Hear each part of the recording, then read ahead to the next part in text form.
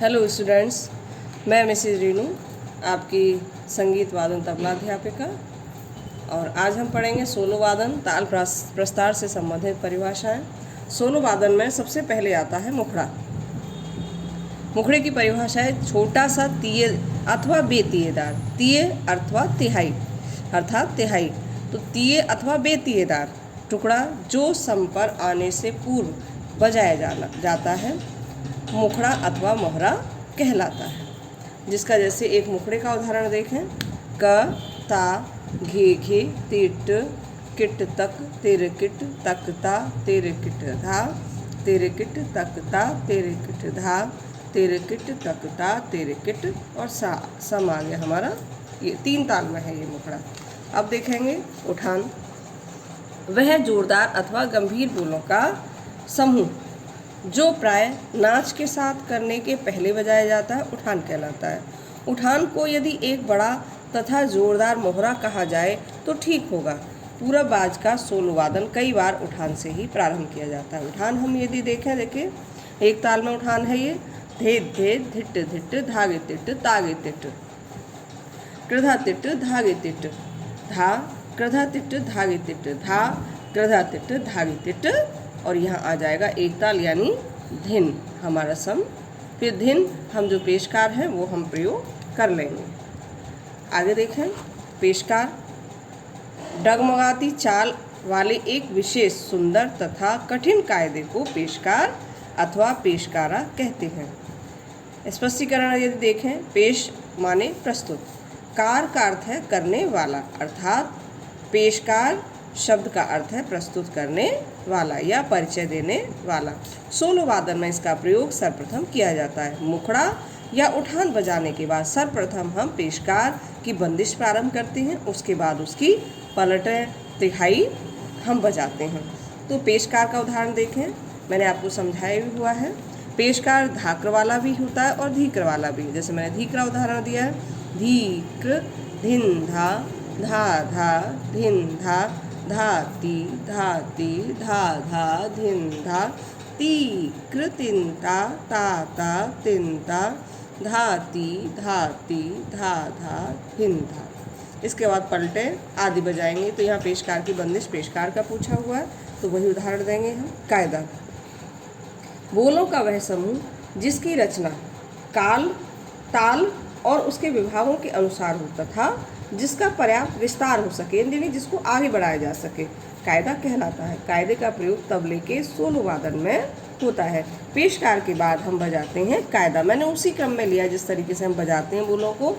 और जो प्रैक्टिकल का कार्य भी होगा जब हम बजाएंगे तो वही एक क्रम रखना होगा। मैं पहले पेश या तो मुखड़ा बजाएंगे या उठान, उसके बाद पेशकार, या फिर हम वो पेशकार के बाद हम कायदा बजाएंगे। कायदे का उदाहरण मैंने आपको कायदे कई तालों में कराए हुए हैं और कुछ नए बच्चे अब शुरुआती से पढ़ेंगे। 12th वाले बच्चों को मैं करा चुकी हूँ। तो इसमें देखें इसे कायदा है, तो 3 ताल में से कायदा हमने बताया। इसे धा ये बंदिश है और एक मात्रा के, फिर इसकी दुगुन भी करते हैं, चौगुन में भी बजाते हैं। धा धा ती ट धा धा तू ना ता ता ती ट धा धा तू ना। आप ये उदाहरण लिख सकते हैं। फिर है आपकी परिभाषा पलट। किसी कायदे के बोलों को उलट पुलट कर जो नवीन रचनाएं बनाई जाती हैं उन्हें पलटा कहते हैं। जैसे कायदे के बोल हैं, पेशकार में भी पलटें बनाई जाती हैं और रेले में भी बजाई जाती हैं, तो उन्हें रेला कहते हैं। जैसे मैंने यहाँ आपको पलट बता रही हूँ।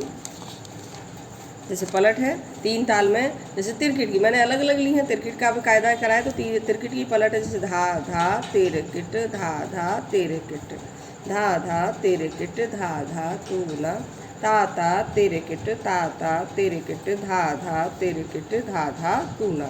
आप ये पलट लिख देंगे उदाहरण में। फिर है आपका नेक्स्ट परिभाषा रेला। कायदे के बाद हम बजाते हैं फिर रेला। किसी एक पलटे के बोलों को दोहराते हुए चौगुन तथा अठगुन की लयकारी में बजाई जाने वाली रचना रेला कहलाती है। यानी किसी एक पलटे के बोलों को दोहराते हुए चौगुन में बजाएं, अठगुन में लयकारी में बजाएं तो वह कहलाती है रेला। रेला का उदाहरण जैसे बंदिश लेके हम धा तेरे किट तक, धा तेरे किट तक, धा तेरे किट तक, तू ना किट तक, ता तेरे किट तक, ता तेरे किट तक, धा तेरे किट तक, तू ना किट तक। ये हमारा रेले का उदाहरण हो गया। अगली परिभाषा, फिर इसके बाद हम बजाते हैं।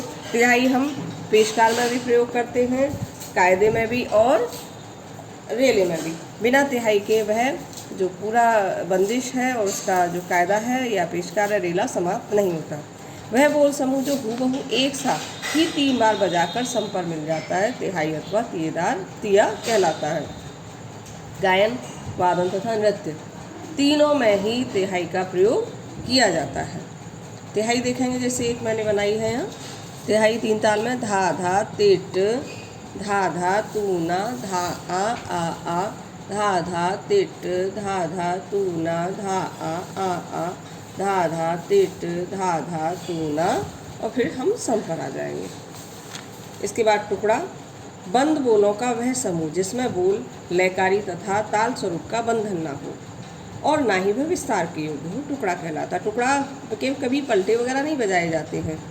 तो टुकड़े का एक उदाहरण मैं दे रही हूँ, जैसे 3 ताल में धी न क, धी न क, धीन, धा तिर किट तक, ता तिर किट तक, तिर किट तक, ता तिर किट, धाती धा, धाती धा, धाती।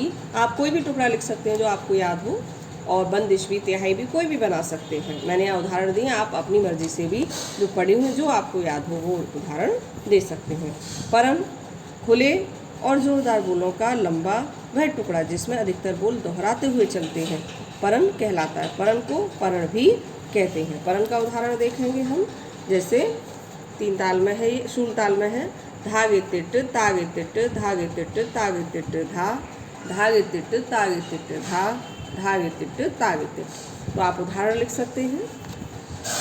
फिर है चक्रदार, किसी तियेदार बोल समूह को जो हूबहू वैसा ही 3 बार बजकर सम पर मिल जाए चक्रदार कहलाता है।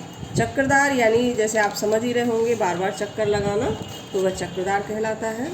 जैसे आप देखेंगे, जैसे यहाँ एक चक्रदार टुकड़ा दिया है मैंने, इसको पढ़ना देखेंगे। दिन दिन तिट तिट घेगे तिट घेगे दिन दिन, प्रधान धान धा, प्रधान धान धा, प्रधान धान धा। यह हमारा एक चक्र हो गया। फिर दोबारा पढ़ेंगे, दिन दिन तिट तिट घेगे दिन दिन, प्रधान धान धा, प्रधान धान धा, प्रधान धान धा, दिन दिन तिट तिट घेगे दिन दिन, प्रधान धान धा, प्रधान धान धा, प्रधान धान। अब यहाँ पर देखिए हमारे चक्रदार टुकड़ा हुआ। यहाँ जो मैंने इंटू 3 दिया है, ये हम जब लिखते तब नहीं लिखते, मैंने केवल आपको समझाया कि हम इसको ही 2 बार और बजा देंगे इंटू 3, तो हमारा ये पूरा चक्रदार टुकड़ा हो जाएगा। आगे देखिएगा गत। गत ताल शास्त्र के अनुसार मुलायम बोलों की एक विशेष प्रकार की रचना गत कहलाती है। जैसे तिपल्ली, चौपल्ली गत, ये मिश्र गत की रचनाएं 3 प्रकार की लयकारी होने पर तिपल्ली, 4 प्रकार की लयकारी पर होने पर चौपल्ली कहलाती है। आगे देखें,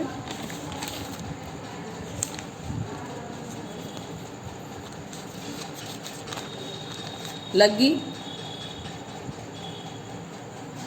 कायदे की विशेषताओं से युक्त कहरवा आदि चंचल तालों में प्रयोग किए जाने वाला बोल समूह लग्गी कहलाता है। जैसे धाग धातिन नाड़ा, ताग तातिन नाड़ा, और भी बहुत सारी लग्गियाँ होती हैं। लड़ी का अर्थ है पंक्ति या कतार, जैसे मोतियों की लड़ी। प्राय सभी विद्वानों का मान्य मत है लग्गी अथवा बाँट के किसी भी भाग को तैयारी के साथ बजाने को लड़ी कहते हैं। बाँट, लग्गी के विस्तार को बाँट कहते हैं। अधिकांश विद्वानों द्वारा इसी मत का प्रतिपादन किया हुआ मिलता है, अर्थात जिस प्रकार कायदे के बोलों को उलट पुलट कर पलटों की रचना होती है, उसी प्रकार लग्गी के बोलों को उलट पुलट कर बाँट की रचना की जाती है। जैसे धातिन धातिन नाड़ा, तातिन तातिन नाड़ा। अब है नभक्का, किसी तिहाई को ज्यों का त्यों 3 बार बजाकर सम पर मिल जाए तो उसे नभक्का अथवा 9 धा कहते हैं। इसमें धा 9 बार आते हैं, जैसे धाती धा धाती धाती धाती धा। इसे 3 बार बजाएंगे तो हमारे 9 धा हो जाएंगे। उपरोक्त ये बोल 3 बार बजने पर 3 ताल में सम से सम का नौहक्का अर्थात नभक्का हुआ। इस प्रकार मैंने आपको यहाँ सोलो से संबंधित आपको परिभाषाएं बताई, प्रस्तार से संबंधित, सोलो वादन से संबंधित, और आशा है आपको ये समझ में आई होंगी। इन परिभाषाओं को आप लिखिए भी, याद भी करिए और मुझे कमेंट में बताइए आपको अच्छी लगी और कैसी लगी आपको, ये कमेंट में बताइएगा। आशा है मुझे कि आपको समझ में आया होगा। Thank you.